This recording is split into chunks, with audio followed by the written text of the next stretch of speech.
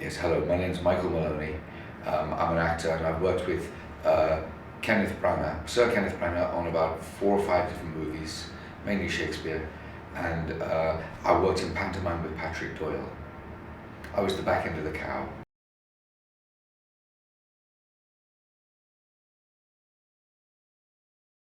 Well, funnily enough, because I made friends with Patrick at the Citizens Theatre in Glasgow in 1978, where he was one of the Bisto kids in pantomime and I was the back end of the cow, we would stay in touch all the time over the next 35 years or so, I suppose.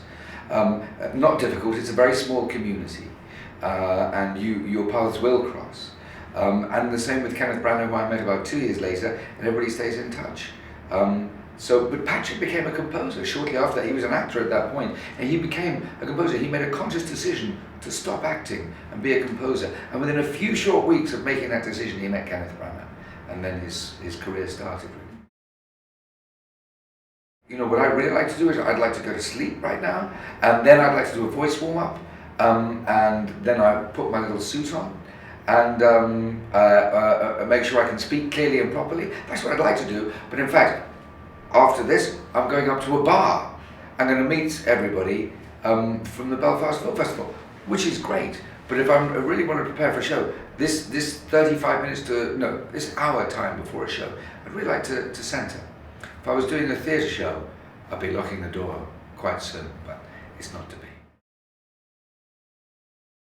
Oh, goodness gracious. Well, none of them, to be honest with you. But having said that, I'm almost going to contradict myself by saying that it was closest to me at the time. So it'd be a little phase I was going through, and then I used that phase I was going through to be a character in the film. And the prime example of that is Anthony Minghella's Truly, Madly, Deeply, where I just happened to be in that kind of mood, that kind of person for those 3 months that I was associated with that film.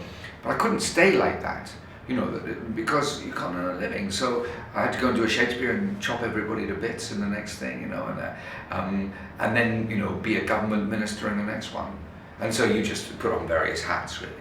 But there's your answer. Very occasionally, you get to almost correspond with yourself quite closely, and it has to go away again.